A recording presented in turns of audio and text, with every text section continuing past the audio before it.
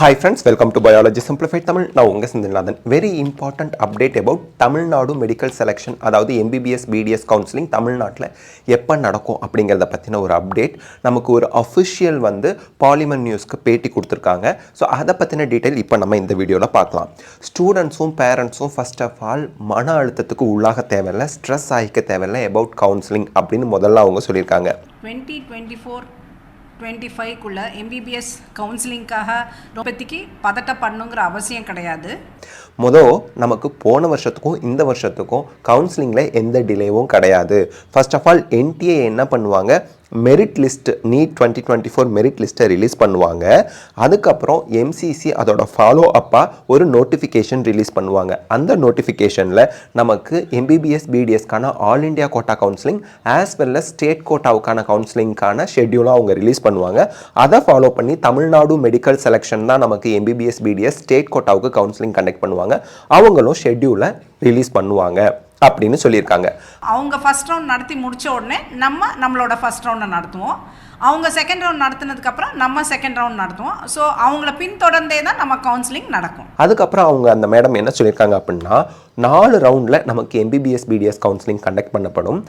மொத்தம் வந்து எம்சிசியும் நம்ம ஸ்டேட்டும் 4 ரவுண்ட் ஆஃப் கவுன்சிலிங் நடத்துவோம். ஆல் இண்டியா கோட்டா கண்டக்ட் பண்ணுற எம்சிசியாக இருந்தாலும் சரி, ஸ்டேட் கோட்டா கண்டக்ட் பண்ணுற தமிழ்நாடு மெடிக்கல் செலெக்ஷனாக இருந்தாலும் சரி, first round, second round, third round, fourth round 4 ரவுண்டில் எம்பிபிஎஸ் பிடிஎஸ் கவுன்சிலிங் கண்டக்ட் பண்ணுவோம். இதில் தேர்ட் ரவுண்டுக்கு பேர் மாப்பப் ரவுண்ட், ஃபோர்த் ரவுண்டுக்கு பேர் ஸ்ட்ரே வேகன்சின்னு சொல்லுவோம். But 4 rounds okay. இப்போ அடுத்து என்ன சொல்கிறாங்க, ஆல் இண்டியா கோட்டாவை எம்சிசி கண்டக்ட் பண்ணுறாங்க இல்லையா, அந்த all India quota first round முடிஞ்ச உடனே Tamil Nadu medical selection state quota first round நடத்துவாங்க. All India quota second round நடந்து முடிச்சதுக்கப்புறம் ஸ்டேட் கோட்டா செகண்ட் ரவுண்ட் நடக்கும். அதே போல் தேர்ட் ரவுண்ட் ஆல் இண்டியா கோட்டாவுக்கு மாப்பப் ரவுண்ட் முடிஞ்சதும் தமிழ்நாட்டுக்கு தேர்ட் ரவுண்ட் மாப்பப் ரவுண்ட் நடக்கும். ஃபோர்த் ரவுண்டு ஆல் இண்டியா கோட்டாவுக்கு ஸ்ட்ரே வேகன்சி முடிஞ்சதும் தமிழ்நாட்டுக்கு ஸ்ட்ரே வேகன்சி நடக்கும். இந்த மாதிரி அவங்க வந்து இன்ஃபர்மேஷன் நமக்கு சொல்லியிருக்காங்க. இதில் நம்ம லேட் கிடையாது. ஸோ இப்போயும் கவுன்சிலிங் வந்து டென்டேட்டிவாக ஒரு 3rd வீக் ஆஃப் ஜூலையில் தான் ஆரம்பிக்க போகுது. நமக்கு சுப்ரீம் கோர்ட்லலாம் கேசஸ் போய்கிட்டு இருக்கே அப்படின்னு செய்தியாளர்கள் கேட்டதுக்கு மேடம் என்ன சொன்னாங்க அப்படின்னா, no need to worry about cases. Supreme court கேசஸ்க்கும் கவுன்சிலிங்க்கும் நம்ம வந்து கோரிலேட் பண்ணி ஒரி பண்ணணும்னு அவசியம் கிடையாது. சுப்ரீம் கோர்ட் இன்னைய வரைக்கும் வந்து கவுன்சிலிங்க்கு ஸ்டே இல்லைன்னு சொல்லியாச்சு. நமக்கு வந்து சுப்ரீம் கோர்ட்டில் கவுன்சிலிங் நடத்துறதுக்கு ஸ்டே கொடுக்கல, தடை போடலை. அதனால கவுன்சிலிங்கை பற்றி நீங்கள் ஒரி பண்ண தேவையில்லை, ஸ்ட்ரெஸ் பண்ணிக்க வேண்டாம். ஸோ கவுன்சிலிங் நடந்தே தீரும். கவுன்சிலிங் வந்து போன வருஷம் வந்து பார்த்தோம் அப்படின்னா 20th ஜூலை ஸ்டார்ட் பண்ணாங்க ஆல் இண்டியா கோட்டாவுக்கு. ஃபாலோட் பை ஒரு 15 டேஸ்லேயே தமிழ்நாட்டுக்கு ஃபர்ஸ்ட் ரவுண்ட் ஆரம்பிச்சுது.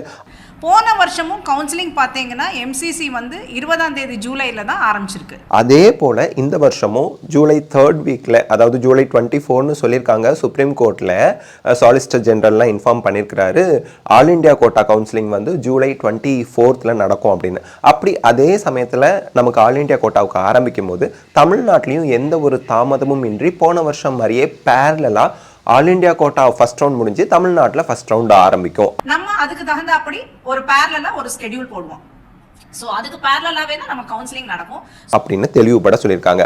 எம்சிசி ஷெட்யூல் ரிலீஸ் பண்ணணும், தமிழ்நாடும் அதே போல் ஷெட்யூல் ரிலீஸ் பண்ணி பேரலாக கவுன்சிலிங் கண்டக்ட் பண்ணிடுவோம் அப்படின்னு சொல்லியிருக்காங்க. There will be no delay. So போன வருஷத்துக்கும் இந்த வருஷத்துக்கும் டேட்ஸ்ன்னு பார்த்தீங்கன்னா டிலே இல்லை. கவுன்சிலிங்கில் எந்த தாமதமும் இருக்காது அப்படிங்கிறத உறுதிப்பட சொல்லியிருக்காங்க.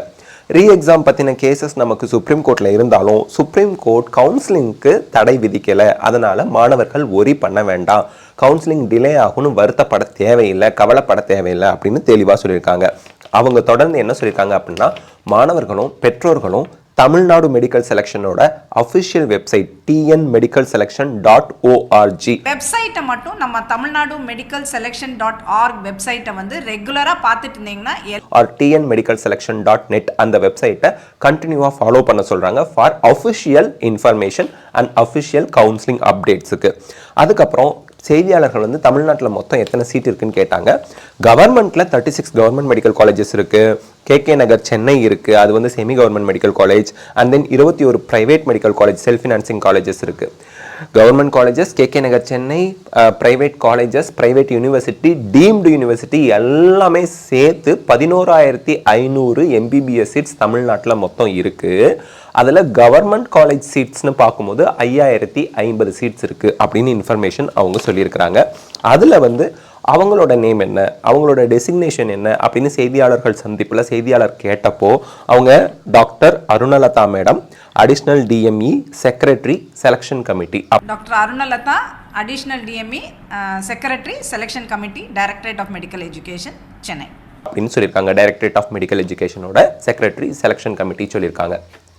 ஸோ ஒரு official from Tamil Nadu medical selection நமக்கு இன்ஃபர்மேஷன் வந்து செய்தியாளர்கள் சந்திப்பில் சொல்லியிருக்கிறதுனால நம்ம எந்த ஒரியும் பண்ண வேண்டாம். ஸ்ட்ரெஸ் இல்லாமல் நீங்கள் ரிலாக்ஸ்டாக இருங்க. கவுன்சிலிங் டிலே ஆகலைன்னு அஃபிஷியல் சொல்லியிருக்கிறாங்க. போன வருஷம் நடந்த மாதிரியே தான் இந்த வருஷமும் கவுன்சிலிங் ஆன் டைமுக்கு பேரலாக ஆல் இண்டியா கோட்டாவோட ஸ்டேட் கோட்டாவும், all India quota MCC first round முடிஞ்சதும் தமிழ்நாடு செலெக்ஷன் கமிட்டி நமக்கு வந்து ஸ்டேட் கோட்டா ஃபஸ்ட் ரவுண்ட் நடத்துவாங்க. இப்படியே பேரலாக போகும் அப்படிங்கிறத தெளிவுபட உறுதிப்பட சொல்லியிருக்காங்க. So this is the latest update about NEET UG 2024 கவுன்சிலிங். இந்த வீடியோ உங்களுக்கு ஹெல்ப்ஃபுல்லாக இருந்தால் லைக், ஷேர், கமெண்ட் பண்ணுங்கள். பயாலஜி சிம்பிளிஃபைட் தமிழ் சேனலுக்கு சப்ஸ்கிரைப் பண்ணுங்கள். Because your support is our strength. Thank you.